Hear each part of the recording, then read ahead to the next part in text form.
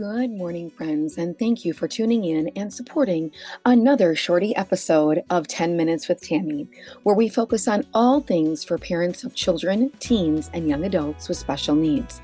From quick and helpful actionable tips, strategies, and tools, to transparently talking about our trials and definitely celebrating our triumphs. If you think this podcast could be helpful for anyone in your network or community, please share it out. For those of you who may not know me, my name is Tammy Flynn, and I am your special needs advocate and educator and the host and producer of the On Air Advocate podcast and broadcast.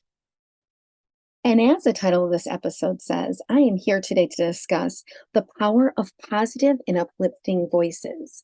Now, for some of you that have listened to a couple episodes, you know that I had put together a self-care toolkit for special needs parents. And I'm going to link that again at the bottom of this show for you guys. In one area of the toolkit is all of the different positive self-talk things that I have used personally for myself, as well as affirmations. And every a couple of episodes, I wanted to take a moment to share one and then discuss it a little bit further. Because I feel like in this space of special needs parenting, there is a lot of uplifting and positivity and good energy we need coming our way. Would you guys agree on that? I'm thinking probably so. So with that, here is the affirmation that I want to discuss today. It says, I surround myself with positive and uplifting voices. And then it goes on to say, you get to choose the people and the energies you make space for. Find supportive circles, including fellow special needs parents and advocates who can have a positive impact.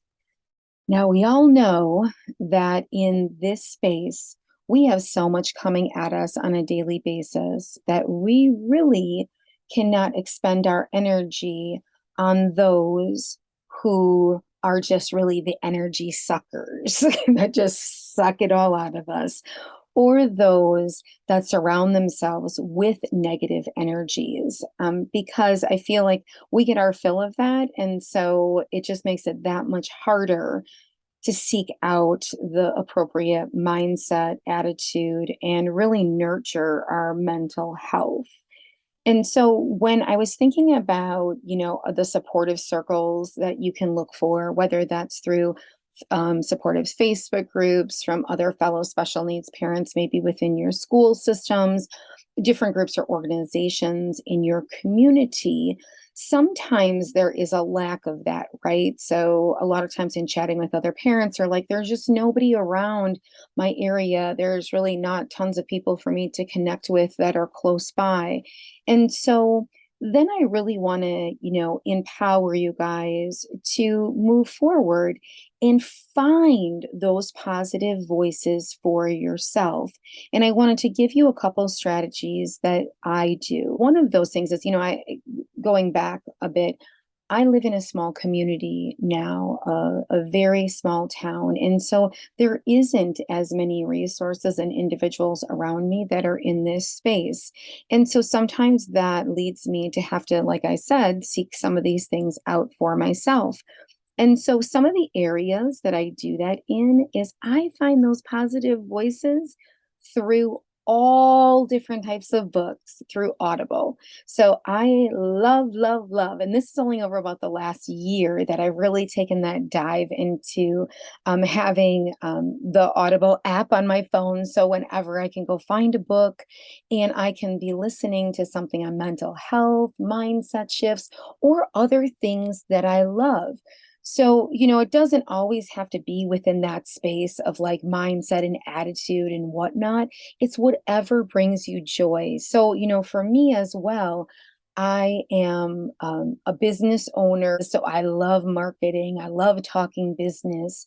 I also love makeup and fashion and all those things.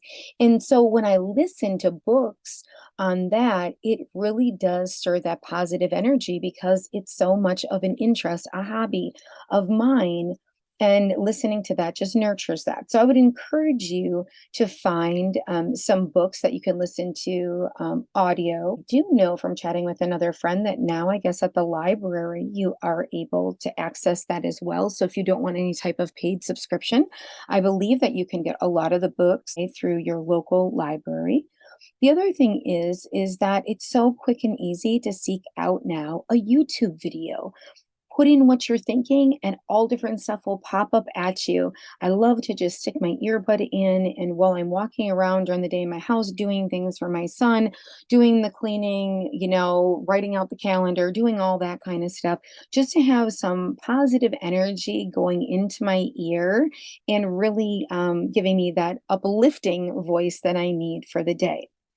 Now, with that said, when we think about family and friends and positive, uplifting voices, I understand for a lot of us, and that includes me in that, is that our friends and our family a lot of time cannot understand the road we are traveling. And so sometimes, and I remember back in my early days, it was kind of a deterrent for me because I was so frustrated when I was talking to them because I'm like, you seriously don't get it. Like, I seriously need you to say this to me today. And you just don't get that you need to say it, or you just need to be that listening ear, or you just need to be supportive. You don't need to try to solve the problem. And I used to get that frustration. And I think to myself, like, they just don't get it. They're not trying to get it. They're not trying to understand. And as the decades have gone by, I have really tried to change my mindset around that and just embrace the positive love and energy that they are able to give. Just appreciate it. Because I've realized that, as much as I want people to understand, and as much as I advocate for those to, understand and create change, our families and our friends love us and they can try to understand, but honestly, they're not walking in our shoes. And there's no way that they truly can get it. Maybe little snippets they can, but if they are there to maybe throw you a few jokes, give you a little bit of laughter, which laughter is the best medicine, I guess try to extract the positive out of it instead of looking at those individuals in our lives that do love us, but maybe don't always know exactly how to be as supportive as possible. Now, know that you can encourage them and you can say, hey, I just kind of need you to listen. Is that all right? I don't need you to try to solve this problem. I have found that to be an effective strategy as I share different things that are happening with friends and family. I'm like, listen, I'm not looking for you to solve this. I'm not looking for you to give me an answer. I just need you to be a listening, loving voice.